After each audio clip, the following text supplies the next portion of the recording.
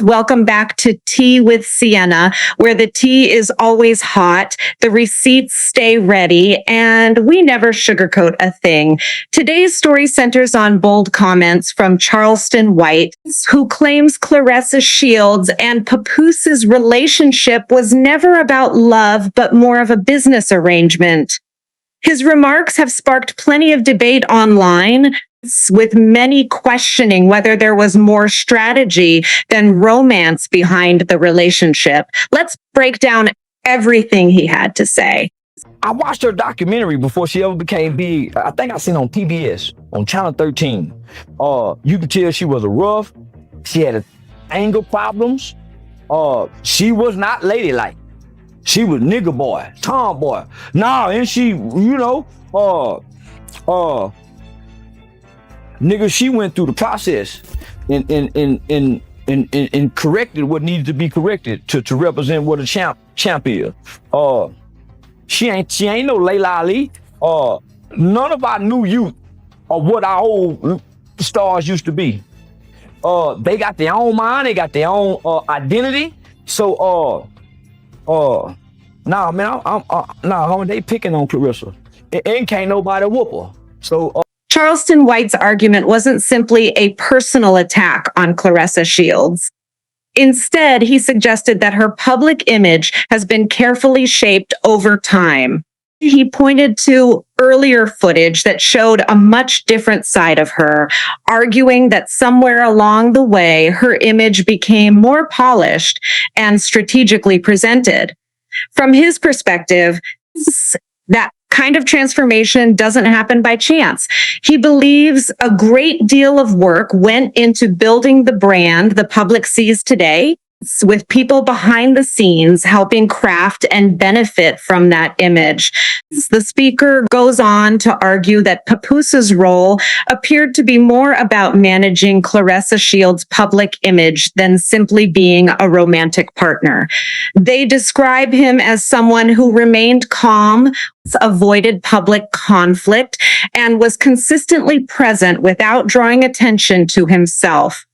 According to this perspective, he helped shield her from criticism and maintain a controlled public image. The speaker concludes by suggesting that his presence often resembled that of a manager or strategist rather than someone openly involved in public disputes. Claressa Shields wants to have babies with Papoose while he's still married to Remy. They gonna look like African kids, Ugandan babies. Yeah. They ain't gonna know if them babies Nigerian, Jamaican, or Haitian. But they gonna have some pretty chocolate skin. And don't know if their hair gonna be too straight or wavy. They may have African hair. But they sure gonna be nigga kid. Yeah. They gonna be some smart kids that know how to fight. According to the speaker, Papoose's involvement appeared to be driven as much by strategy as by romance.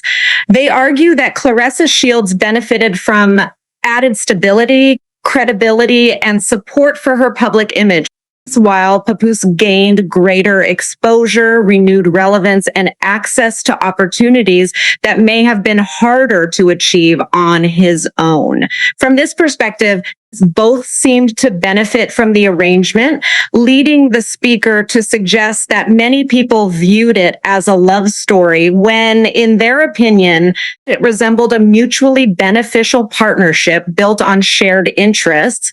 The relationship between Claressa Shields and Papoose is portrayed as one built on mutual benefit rather than genuine romance. The argument is that each person offered the other something they needed, making the connection appear more strategic than emotional.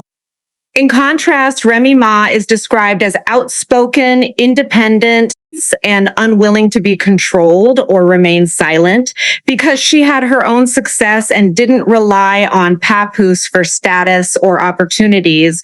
Some critics believe she never fit the same dynamic, arguing that her strong personality made her far more difficult to influence. Yeah, that nigga Papoose, and this is why I say that. You ain't never heard no hoe come out and say nothing bad about him for her. Even when this hoe was doing wrong, he wasn't running to the internet bashing her. And he don't speak much. He's a man of silence, so that means his words are important to him. I done seen him get with 2 women. It seemed like he brought the best out of both women. Yeah, I don't know too many niggas that don't hold their girl down. According to this perspective, influence often appears in subtle ways, presenting itself as loyalty, support, or protection rather than something obvious. The argument is that much of the media repeated a similar narrative, while those who questioned it were quickly dismissed by critics. This viewpoint suggests that the public was largely presented with one consistent version of events until Charleston White challenged that narrative by asking whether the entire story had been misunderstood from the beginning. She also makes more money than him, similar to Remy Ma. So would you consider him a gold digger? No. A player ain't never been a gold digger. That nigga's a player. Nigga, that smooth player, nigga. Yeah, now, man, now, you always supposed to play for the bank. My grandmama told me, if a woman really like you, it ain't nothing she won't do for you. Well, grandmama, how you know if she really like you? She'll give you her money. Critics argue that the relationship appears to have been built on mutual advantages rather than emotion alone. They point out that Claressa Shields brings greater financial success, public influence, and industry connections, while ongoing questions about Papoose's unresolved divorce continue to fuel speculation. From this perspective, relationships based primarily on shared benefits often change once those benefits no longer serve both people equally.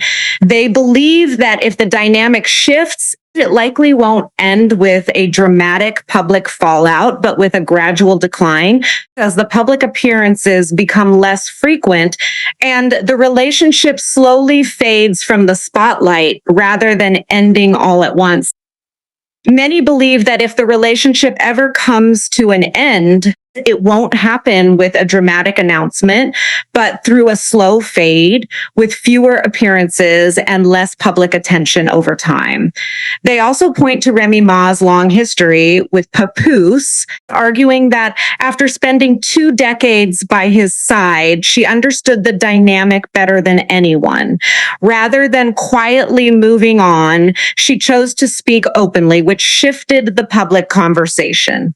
Now, as more people revisit Charleston White's remarks, some are beginning to question whether the relationship between Claressa Shields and Papoose has always been rooted in genuine affection or whether it was built around shared interests and carefully managed public perception. That's today's tea.